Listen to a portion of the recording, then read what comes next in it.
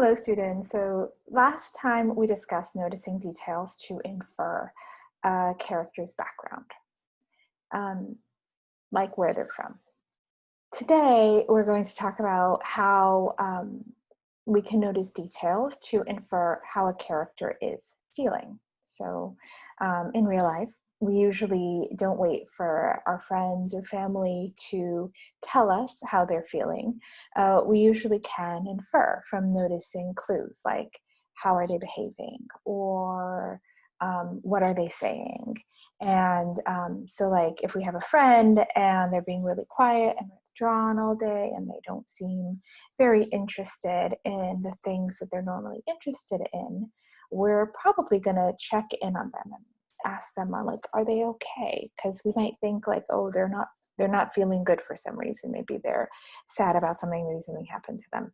And so we do the same thing when we read, right? When we read a text, we look at a text and we think about, what clues is the author giving me that I can use to sort of understand how they're feeling. So today we're going to use this text that you read for homework, and we're going to look at some clues and think about, and do a dialectical journal like we did last time, and think about how is the character feeling. So if we look at this text, it's called Indian Takeout by Jhumpa Lahiri. And so I'm just going to read the first part of it, and then I'm going to pause when I notice something that I want to come back, that I want to analyze. She says, I am the daughter of former pirates of a kind. Our loot included gold, silver, even a few precious gems. Mainly, though, it was food. So much that throughout my childhood, I was convinced my parents were running the modern equivalent of the ancient spice trade. They didn't exactly plunder this food. They bought it in the bazaars of Calcutta, where my mother was born, and to which we returned as a family every couple of years. The destination was Rhode Island, where we lived, and where, back in the 70s, Indian groceries were next to impossible to come by.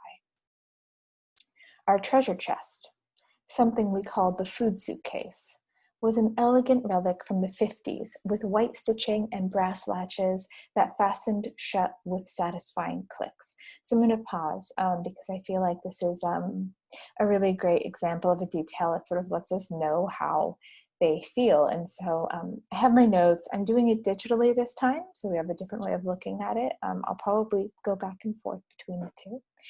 And so I wrote this in my text side, right? Our treasure chest, something we called the food suitcase, was an elegant relic from the 50s with white stitching and brass latches that fastened shut with satisfying clicks. And so the details that sort of give me a clue about how they feel is this idea of a treasure chest. Oh, what just happened? Is this idea of a treasure chest, right? And the fact that it's elegant. And so what I can infer is that I feel like they think her family thinks of food as something really important, right?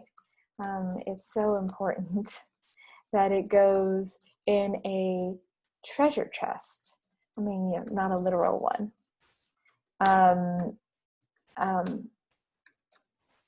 But a beautiful old suitcase, right? So there's this idea of the importance and the value of food to her family, which I think is really important in this text. Okay, so we're going to read a little bit more. Okay, the inside was lined in peach-colored satin, had shirred lingerie pockets on 3 sides. Shirred just means like they're kind of like stretchy. On 3 sides, and was large enough to house a wardrobe for a long journey. Leave it to my parents to convert a vintage portmanteau into a portable pantry. That alliteration.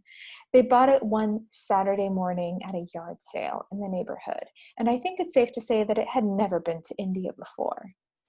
Trips to Calcutta let my parents eat again. Eat the food of their childhood, the food they had been deprived of as adults. As soon as he hit Indian soil, my father began devouring 2 or 3 yellow-skinned mangoes a day, sucking the pits lovingly smooth. My mother breakfasted shamelessly on sticky orange sweets called jalebis. It was easy to succumb. I insisted on accompanying each of my meals with a yogurt sold at confectioners in red clay cups, their lids made of paper, and my sister formed an addiction to Moglai parathas, flatbread folded omelet style over mincemeat and egg. Okay, so this is another one that I think is full of details that tell us a lot about how our narrator feels. So I'm going to go back to my notes. I think it's also, I really love this detail that it's not in my notes right now, but about how the trips let her parents eat again. So you get the sense that when they're not in India, they're not really eating because nothing that they're eating to them is like real food. But some of the details that so I chose this one sort of describing all the things they eat. And it's this idea that he's devouring. So he's not just eating, he's devouring 2 or 3 mangoes. That's so many mangoes every day. And that they are lovingly smooth. I think that is such a good detail, right? That tells us so much, that the pits are not just smooth, that he doesn't just eat the mango, but he devours it, and then the pit is just like, there's no flesh left on that pit when he's done. And the fact that her mom breakfasted shamelessly on these sticky orange sweets. If you've ever had them, they are very, very sweet. It's a lot of sugar to have at breakfast. So we get a sense of just how much her mother must miss this flavor, this taste, because she eats them for breakfast every day, right? And she talks about how it's easy to succumb, right? We talk about succumbing when we are resisting temptation, and then we can't anymore. We succumb. We just do it because we want to, right? So Lahiri's using a lot of really strong vocabulary to help us understand how they feel when they encounter these foods again. And then she says she insisted on accompanying each of her meals with this yogurt, and then her sister formed an addiction to these omelet sort of thing, these parathas. And so I think that the strong sort of descriptive words that she's using give me such a good idea of how she feels about it, right? We get the sense that the family has been craving these foods since their last trip, right? And that when they finally get to eat these like beloved foods, they are so excited, right? Like they cannot control themselves.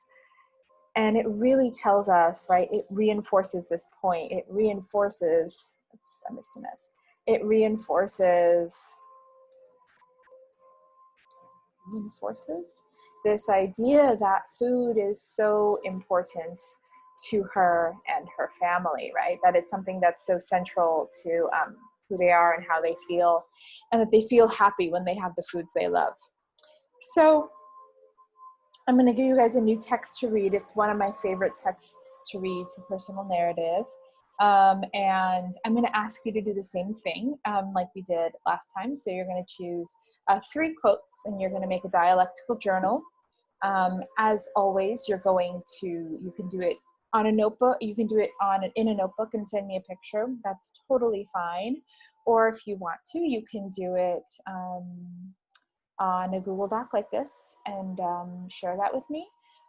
Either way is fine. I'm happy to receive it. So we're looking for details, and we're noticing sort of what they help us understand about how the character is feeling. And if you have any questions or you need any help, please let me know. All right, bye.